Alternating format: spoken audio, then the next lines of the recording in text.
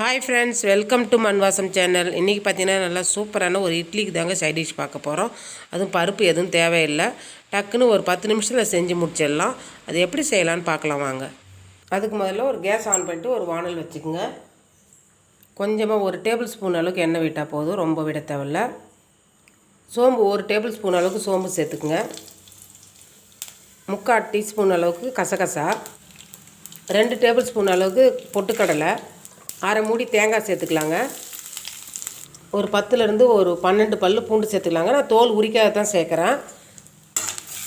அதையும் சேர்த்து லைட்டாக வதக்கினா போதும், ரொம்ப வதக்க தேவையில்லை.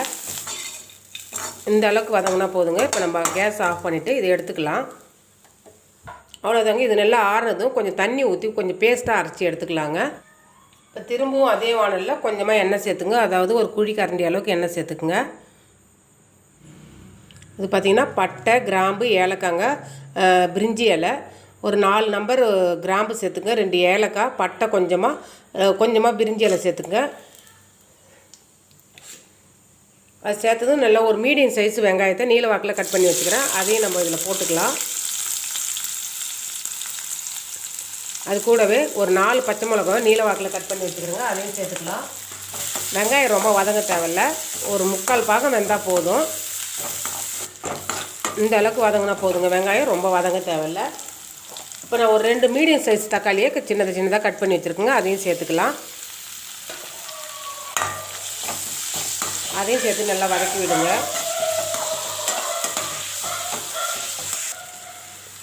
அரை டேபிள் ஸ்பூன் அளவுக்கு இஞ்சி பூண்டு பேஸ்ட்டு சேர்த்துக்கலாங்க. முன்னாடி நம்ம பூண்டு சேர்த்ததுனால கொஞ்சம் கம்மியாகவே சேர்த்துக்குங்க.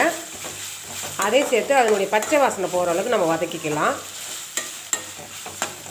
தேவையான அளவுக்கு உப்பு சேர்த்துக்கலாங்க. கூடவே ஒரு கொத்து கருவேப்பிலையை நம்ம சேர்த்துக்கலாம்.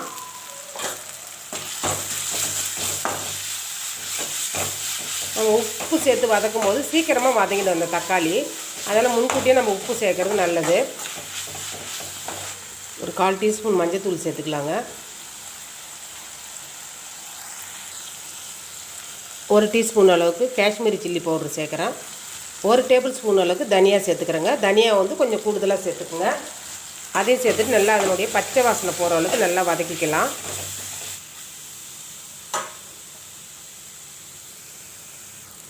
இப்போ தண்ணி சேர்த்துக்கலாங்க. ஒரு 1/2 லிட்டர் அளவுக்கு தண்ணி சேர்த்துக்குங்க. நம்ம குருமான்றதுனால கொஞ்சம் தாராளமாகவே தண்ணி சேர்த்துக்குங்க. அவ்வளோதாங்க. இது ஒரு 5 நிமிஷம் நல்லா கொதிக்கட்டும். ஒரு மூடி போட்டு கொதிக்க விடலாங்க. அவ்வளோதாங்க. நல்லா கொதி வந்துடுது. இப்போ இந்த டைமில் நம்ம அரைச்சி வச்சுருக்கிற இந்த தேங்காய் பேஸ்ட்டை நம்ம சேர்த்துக்கலாங்க. நல்லா இந்த மாதிரி பேஸ்ட்டாக நல்லா அரைச்சி எடுத்துகிட்டு வரணும்.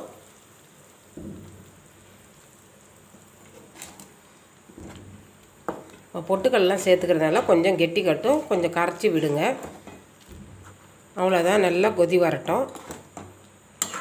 அவ்வளோதாங்க. தேங்காய் சேர்த்து ஒரு 5 நிமிஷம் கொதிச்சா போதும். நல்லா கெட்டியாக எடுத்து பாருங்கள். நம்ம பொட்டுக்கல்லாம் சேர்த்தோம் இல்லைங்களா, நல்லா கெட்டியாக எடுத்து. இப்போ பொடியாக நறுக்குனா கருவேப்பிலையும் மல்லித்தழையும் சேர்த்துக்கலாம். இறக்க போகிற டைமில் இப்போ கேஸ் ஆஃப் பண்ணிடலாங்க. இறக்க போகிற டைமில் ஒரு 1/4 டீஸ்பூன் சோம்பு பவுடர் சேர்த்துக்குங்க. நல்லா வாசம் நல்லா சூப்பராக இருக்கும்.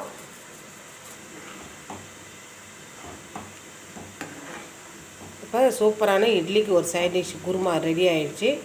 இட்லி கூட வச்சு சாப்பிட்டிங்கன்னா நல்லா 2 இட்லி சாப்பிட்றவங்க கூட நல்லா 5 இட்லி சாப்பிடுவாங்க, அந்த டேஸ்ட் இருக்கும். அவ்வளோதாங்க. இந்த ரெசிபி பிடிச்சிருந்துன்னா மண்வாசம் சேனலை லைக் பண்ணுங்கள், ஷேர் பண்ணுங்கள், கமெண்ட் பண்ணுங்கள், சப்ஸ்கிரைப் பண்ணுங்கள். தேங்க்யூ.